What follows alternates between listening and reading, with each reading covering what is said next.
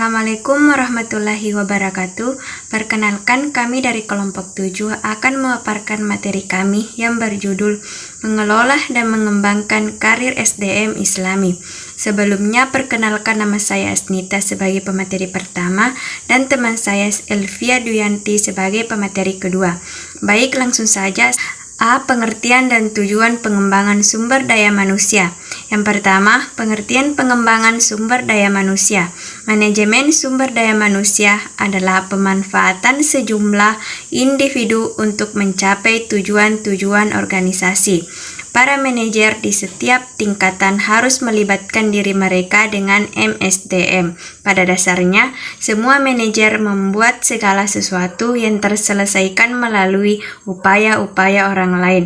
Intinya adalah bagaimana mengorganisir sejumlah individu untuk mencapai tujuan organisasi. Ada beberapa definisi SDM, yaitu yang pertama, program yang khusus dirancang oleh suatu organisasi dengan tujuan membantu karyawan dalam meningkatkan kemampuan, pengetahuan, dan memperbaiki sikapnya. Yang kedua, pengembangan SDM merupakan kegiatan yang dilaksanakan agar pengetahuan, kemampuan, dan keterampilan karyawan sesuai dengan tuntutan pekerjaan yang mereka kerjakan. Adapun yang ketiga, yaitu SDM secara makro adalah suatu proses peningkatan kualitas atau kemampuan manusia dalam rangka mencapai suatu tujuan pembangunan bangsa.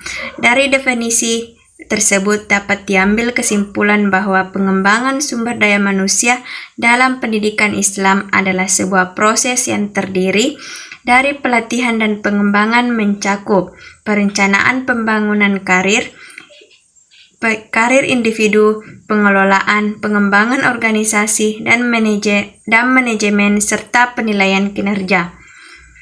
Yang kedua yaitu tujuan pengembangan sumber daya manusia. Yang pertama yaitu produktif, yang kedua quality, yang ketiga human resource planning atau perencanaan sumber daya manusia. Yang keempat, semangat personel dan iklim organisasi. Yang kelima, meningkatkan kompensasi secara tidak langsung, dan yang keenam, kesehatan mental dan fisik. Yang ketujuh, pencegahan merosotnya kemampuan, dan terakhir, pertumbuhan kemampuan personel secara individu. Materi selanjutnya yaitu definisi manajemen pengembangan karir SDM. Menurut Fubrin dalam buku Mangkunegara mendefinisikan pengembangan karir adalah aktivitas kepegawaian yang membantu pegawai-pegawai merencanakan karir masa depan mereka di perusahaan agar perusahaan dan pegawai yang bersangkutan dapat mengembangkan diri secara maksimum.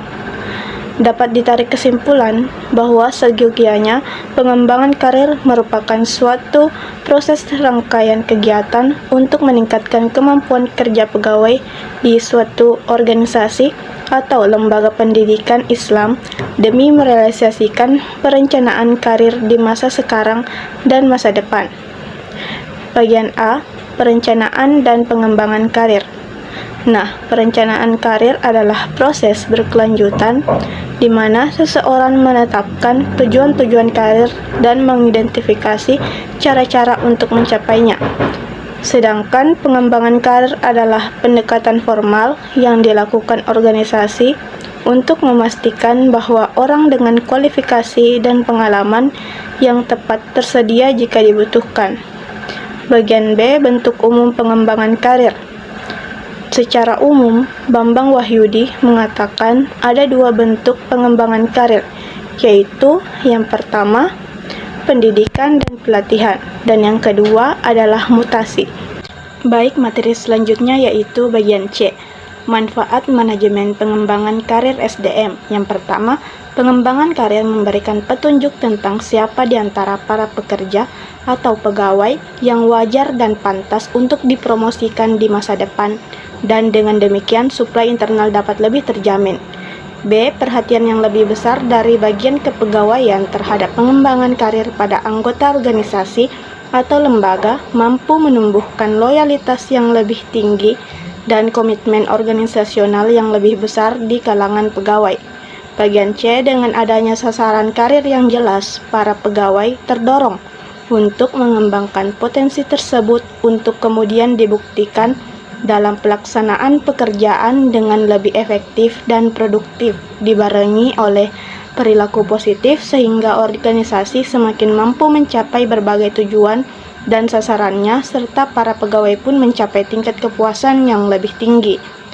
Bagian D, perencanaan karir mendorong para pekerja atau pegawai untuk bertumbuh dan berkembang, tidak hanya secara mental, intelektual, akan tetapi juga dalam arti profesional. Dan bagian E, perencanaan karir dapat mencegah terjadinya penumpukan tenaga-tenaga yang terhalang pengembangan karirnya, hanya karena atasan langsung mereka sadar atau tidak menghalanginya, padahal ada di antara pegawai tersebut yang memiliki kemampuan untuk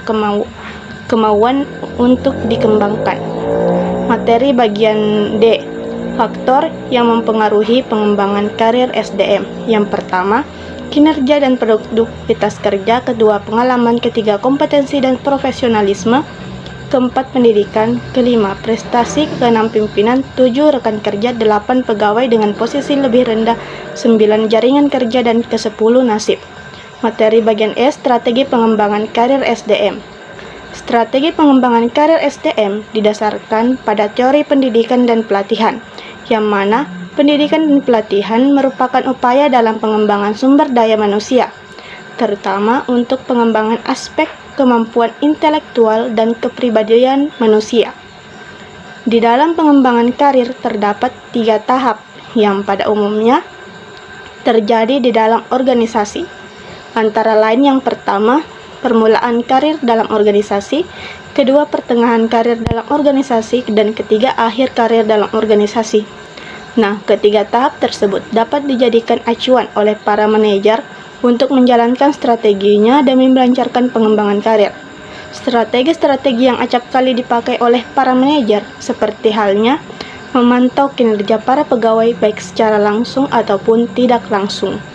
Baik, itulah pemaparan dari kelompok kami. Kurang dan lebihnya mohon dimaafkan. Wabillahi taufiq wal hidayah. Assalamualaikum warahmatullahi wabarakatuh.